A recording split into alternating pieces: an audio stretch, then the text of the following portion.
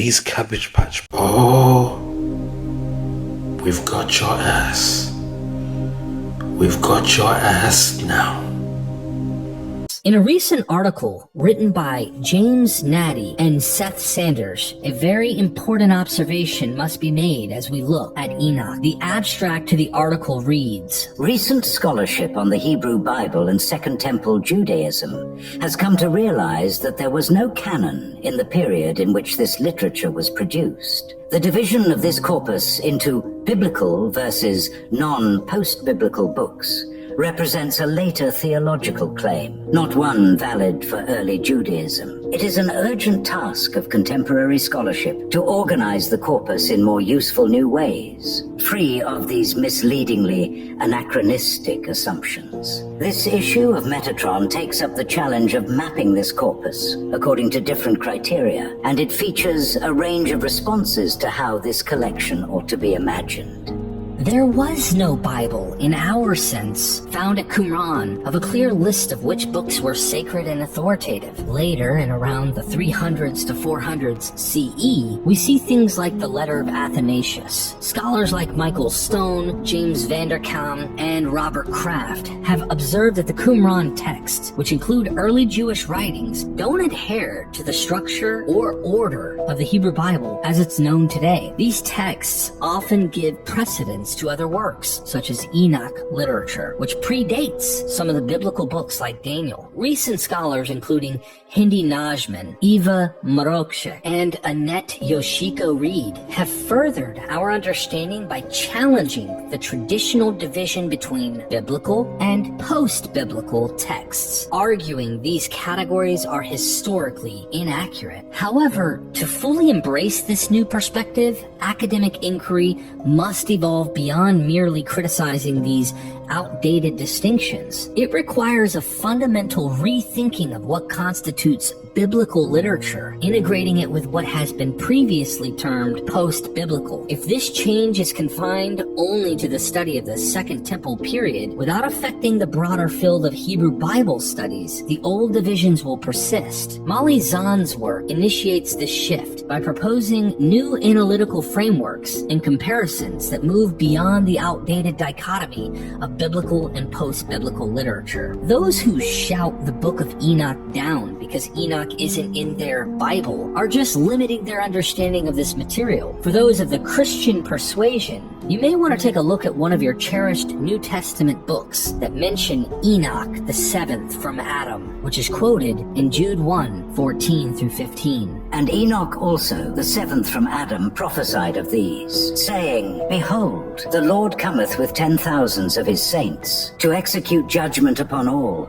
and to convict all that are ungodly among them, of all their ungodly deeds, which they have ungodly committed, and of all their hard speeches which ungodly sinners have spoken against him. Compare this with 1 Enoch 1:9, translated from the Ethiopic, found also in Qumran Scroll 4Q204. And behold, he cometh with 10,000s of his saints to execute judgment upon all, and to destroy all the ungodly, and to convict all flesh of all the works of their ungodliness, which they have ungodly committed, and of all the hard things which ungodly sinners have spoken against him. The original source for the 1 Enoch 1:9 passage may be Deuteronomy 33:2. He cometh with 10,000s of his holy ones. Jude seems to clearly have used Enoch, as several scholars have long noted. Jude even tells us Enoch is seventh from Adam, which isn't found in Genesis, but is seen in 1 Enoch, a much older book. The books of Hebrews,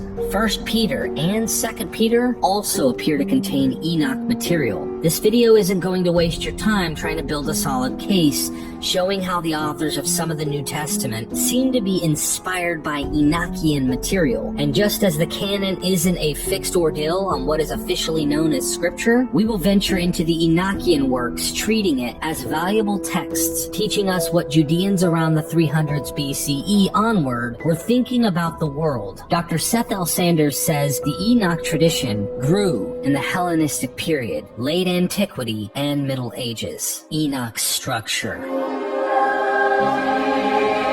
We know about the Jewish Torah, which consisted of 5 books: Genesis, Exodus, Leviticus, Numbers, and Deuteronomy. Well, there may have been some ancient drama here for your inquisitive minds. Professor Gabriel Boccaccini has postulated that 2 different Torahs were floating around in various Jewish communities. Our Torah that we have in our Bibles today, that centralizes Moses, was one, and the other priestly group had a Torah with Enoch as their centralized figure and a heavenly revealer. Both groups seem to wrestle over the temple in Jerusalem. Why bring this up? The reason is that one Enoch is divided up into 5 sections, just like the Torah is 5 books. It's possible one Enoch having 5 books may be anachronistic, being the books were written in different periods. Simply put, some scholars dispute this idea of Enoch being a competitive Torah in the earlier period in which the Book of the Watchers and the Book of the Luminaries was scribed. The Book of the Watchers, 1 Enoch 1 through 36, describes Enoch's journey. Enoch, a righteous man, is given heavenly visions. He sees the judgment of the fallen angels and the secrets of the universe, including the workings of the stars and the thunder. The fallen angels. This section tells the story of the fallen angels who descend to earth, marry human women, and beget giants. It describes their teachings of forbidden knowledge and their subsequent punishment. Enoch's intercession. Enoch acts as an intercessor between the fallen angels and God,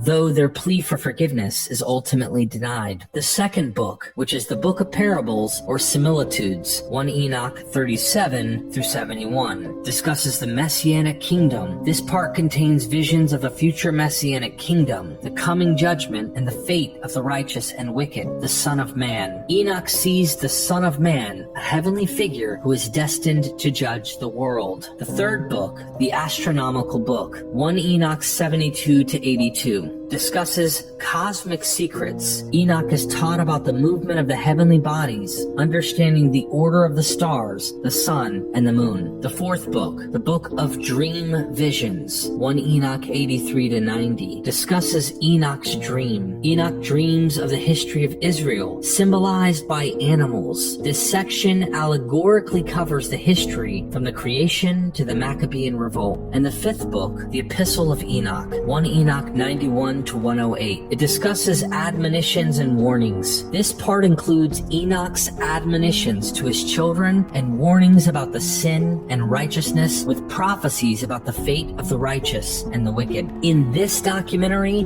we will focus on the Book of the Watchers, that is, from chapters 1 through 36. This book can be divided up into 4 sections to summarize the themes as such. Introduction to the Watchers, chapters 1 through 5. These opening chapters introduce Enoch and the context of his revelations. It includes visions of the end of the world and divine judgment. Enoch serves as an intermediary between heaven and earth. The Descent of the Watchers, chapters 6 through 11. This section narrates the story of the Watchers, a group of angels who descended to earth. They were captivated by human women and subsequently took them as wives, leading to the birth of the Nephilim, giants or mighty ones. Their actions disrupted the natural order, leading to widespread corruption and violence. Enoch's petition and journey, chapters 12 through 16. Enoch is approached by the fallen angels to intercede on their behalf with God. These chapters describe Enoch's journey through earth and Sheol, the underworld, witnessing the punishment of the fallen angels and the spirits of their offspring. Visions of judgment and the cosmic tour, chapters 17 through 36. Enoch receives visions of heaven and the secrets of the universe. These include descriptions of celestial storehouses, astronomical phenomena, and the workings of nature. The concept of cosmic geography is prominent, with Enoch visiting various heavens and otherworldly realms. The themes of divine judgment and the ultimate fate of the righteous and the wicked are elaborated upon. Throughout, the Book of the Watchers explores themes of divine justice, angelic rebellion, the interplay between spiritual and earthly realms, and the role of Enoch as a mediator and visionary. It has been influential in shaping Jewish mystical traditions as well as early Christian thought regarding angels, demons, and the end times. The Watcher's Secrets. Here's where things get tantalizingly interesting in the Book of Watchers. Picture this. A grand finale with an apocalyptic twist, where the good guys get their just rewards, inheriting the earth no less, while the baddies face imminent divine retribution. Sounds a bit like a celestial courtroom drama with a Jesus-esque flavor, doesn't it? But hold on, what kicked off this divine drama in the first place? Why would a deity consider a total planetary reboot, life wipe included, sparing only Noah and his crew? The book isn't just spinning a yarn, it's keen on giving you the inside scoop on why that infamous flood is more than just an act of divine temper tantrum. The rebellion begins when the sons of men had multiplied. In those days, beautiful and comely daughters were born to them. And the Watchers, the sons of heaven, saw them and desired them. And they said to one another, "Come, let us choose for ourselves wives from the daughters of men, and let us beget children for ourselves." And Shemihazar, their chief, said to them, "I fear that you will not want to do this deed, and I alone shall be guilty of a great sin." And they all answered him and said, "Let us all swear an oath, and let us all bind one another with a curse, that none of us turn back from this counsel until we fulfill it and do this deed." Then they all swore together and bound one another with a curse. And they were, all of them, 200, who descended in the days of Jared onto the peak of Mount Hermon.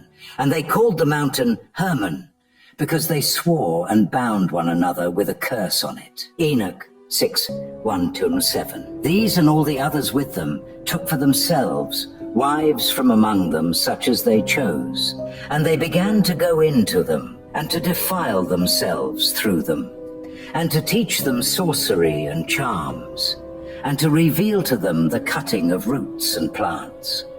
And they conceived from them and bore to them great giants. And the giants begot Nephilim, and to the Nephilim were born Liud plus. And they were growing in accordance with their greatness. They were devouring the labor of all the sons of men, and men were not able to supply them. And the giants began to kill men, and to devour them.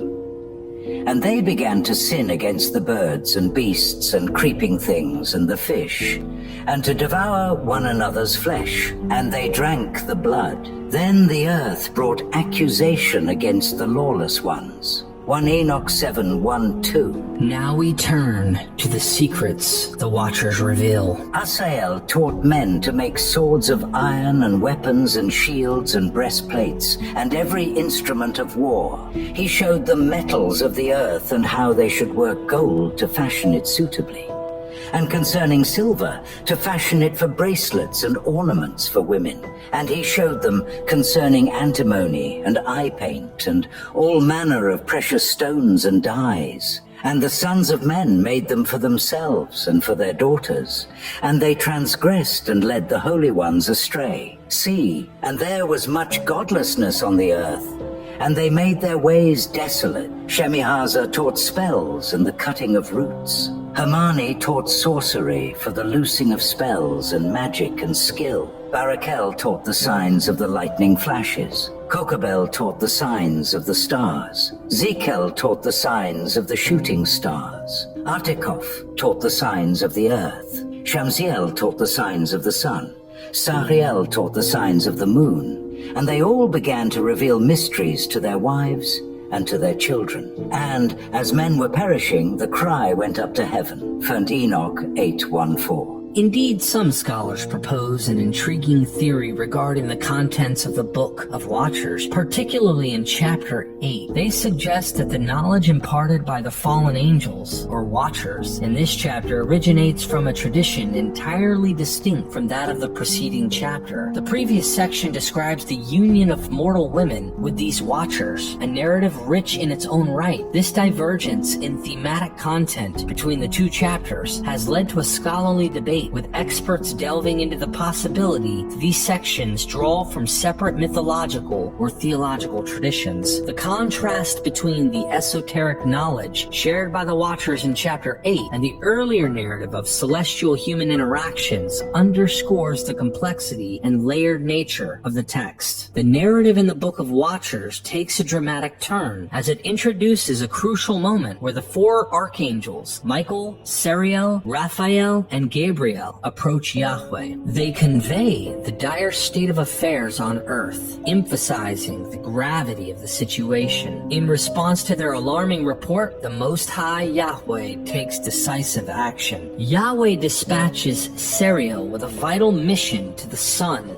of Lamech. Sariel's message is one of both warning and instruction. He is to tell the son of Lamech to seek refuge, to hide himself, as a cataclysmic event is on the horizon. This event, as foretold by Sariel, is nothing less than the end of the world as they know it. A deluge so vast and overwhelming that it would lead to the destruction of all life and the complete inundation of the earth. Following this, Yahweh assigns another critical task to Raphael. Raphael's mission, although not detailed in this segment, is implied to be of significant importance, aligning with the overarching theme of divine intervention and the execution of Yahweh's will in response to the corruption and turmoil plaguing the earth. This sequence of events underscores the celestial hierarchy's active role in the unfolding divine plan and sets the stage for further developments in this complex and richly layered narrative.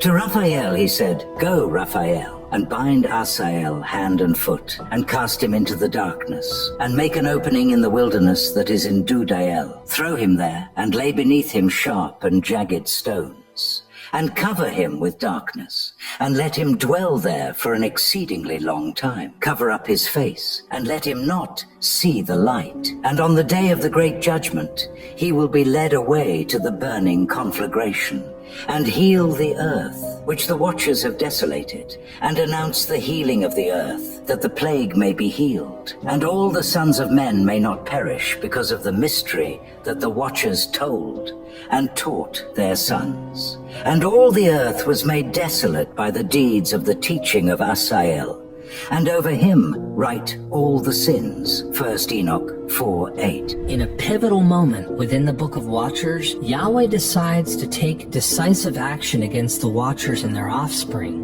To carry out this formidable task, Yahweh turns to Gabriel, one of the four archangels. Yahweh's decision to intervene directly and forcefully highlights the gravity of the situation created by the Watchers and their offspring on earth. This moment is significant as it demonstrates not only Yahweh's authority and power, but also the seriousness with which transgressions against the divine order are treated. Gabriel, known for his strength and loyalty, is thus chosen as the instrument of this divine retribution, marking a key point in the narrative where celestial justice is about to get executed. "Go, Gabriel, to the bastards, to the half-breeds, to the sons of miscegenation, and destroy the sons of the Watchers from among the sons of men. Send them against one another in a war of destruction. Length of days they will not have, and no petition will be granted to their fathers in their behalf, that they should expect to live an everlasting life, nor even that each of them should live 500 years. As the narrative in the Book of Watchers reaches a climatic point, Yahweh makes a momentous decision, sending Michael the Archangel to execute a sweeping judgment. Michael, often portrayed as the mightiest and most formidable among the archangels, is entrusted with the grave task of bringing about total destruction to all the wicked on earth. This act signifies a turning point in the story where divine justice is no longer just a warning, but becomes an active, unstoppable force. The choice of Michael for this mission underscores the seriousness of the transgression committed by the wicked and the extent of the response deemed necessary by Yahweh. It's a moment that vividly illustrates the theme of cosmic justice and the role of celestial beings beings as executors of the divine will, shaping the course of human history and the fate of the world. Michael's role as the harbinger of this ultimate judgment is a testament to his status and power within the celestial hierarchy. Go, Michael, bind Shemihaza and the others with him, who have mated with the daughters of men, so that they were defiled by them in their uncleanness. And when their sons perish and they see the destruction of their beloved ones, bind them for 70 generations in the valleys of the earth, until the day of their judgment and consummation, until the everlasting judgment is consummated. Then they will be led away to the fiery abyss, and to the torture, and to the prison, where they will be confined forever. And everyone who is condemned and destroyed henceforth will be bound together with them until the consummation of their generation. Destroy all the spirits of the half-breeds and the sons of the Watchers, because they have wronged men. 1 Enoch 10:11-15.